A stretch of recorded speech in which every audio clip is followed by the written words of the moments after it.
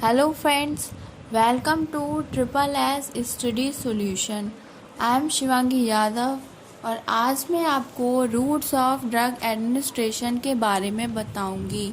ये एक ऐसा पाथ होता है जिसके द्वारा ड्रग, फ्लूइड, पॉइज़न या कोई भी पदार्थ शरीर में लाया जाता है, जिसे हम कहते हैं रूट्स ऑफ ड्रग एडमिनिस्ट्रेशन। और इसमें 3 मेजर रूट्स होते हैं, that is antral, parenteral and topical route. Antral route includes oral route, sublingual route and rectal route. Oral route बहुत ही कॉमन रूट होता है और ये न्यूट्रल ड्रग्स के लिए यूज़ किया जाता है और इसके द्वारा टैबलेट, कैप्सूल, सीरम, इमल्शन और पाउडर के फॉर्म में हम ड्रग दे सकते हैं। एडवांटेजेस इंक्लूड, ये बहुत ही सुविधाजनक होता है और बहुत सस्ता होता है, आसानी से यूज़ कर सकते हैं और सेफ होता है। और इसके डिसएडवांटेजेस होते हैं, फर्स्ट पास इफ़ेक्ट में जो ड्रग होती है वो लिवर में ट्रांसपोर्ट हो जाती है, जिसकी वजह से पूरा इफ़ेक्ट ड्रग का बॉडी को नहीं मिल पाता है और नोज़िया, वॉमिटिंग भी हो सकती है। सबलिंगुअल रूट में टैबलेट जो होती है टंग के नीचे रखी जाती है और इसके एडवांटेजेस होते हैं, जो इसका एक्शन होता है वो बहुत ही जल्दी होता है और ड्रग आसानी से ब्लड सर्कुलेशन में पहुंच जाती है और फर्स्ट पास इफ़ेक्ट बहुत ही कम होता है, मतलब कि मेटाबॉलिज्म इसका कम होता है, जिससे कि बॉडी को ड्रग का पूरा फ़ायदा पहुंच पाता है।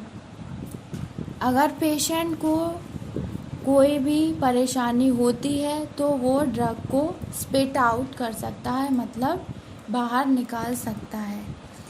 और इसके डिसएडवांटेजेस होते हैं जो कि सुविधाजनक नहीं होती है और म्यूकस मेम्ब्रेन को इरिटेशन पहुंचा सकती है और पर्सन ड्रग को स्वेलो भी कर सकता है और इसका टेस्ट अच्छा नहीं लगता है अगर सबलिंगुअल रूट से हम ड्रग को देते हैं तो। Next we will come on to rectal route. Drugs जो होती हैं रेक्टम के द्वारा पेशेंट को एडमिनिस्टर की जाती हैं, जैसे कि सपोजिटरी, एनीमा, लिक्विड फॉर्म में देते हैं।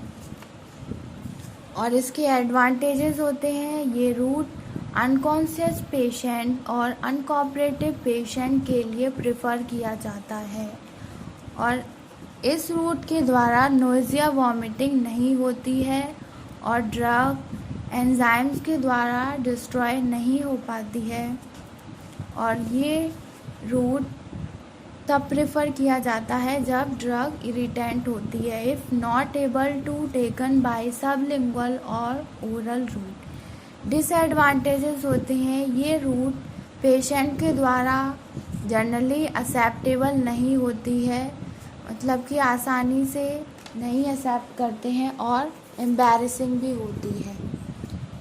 Next we will come on to parental routes. Parental route के द्वारा ड्रग दे जाने पर ये आसानी से ब्लड सर्कुलेशन में पहुंच जाती है और इसका जो एक्शन होता है बहुत ही रैपिड होता है और इसमें इंट्राडर्मल स्किन में दी जाती है, सबक्यूटेनियस टिश्यू में दी जाती है, इंट्रामस्कुलर स्केलेटल मसल्स में दी जाती है, इंट्रावेनस वेन्स में देते हैं, इंट्रा आर्टियल आर्टरीज में देते हैं, इंट्राथीकल सेरेब्रोस्पाइनल फ्लूइड में देते हैं, इंट्रा पेरिटोनियल कैविटी में देते हैं, इंट्रा आर्टिकुलर साइनोवियल फ्लूइड्स में देते हैं और ऐसे ही बहुत सारे रूट्स आते हैं इसमें।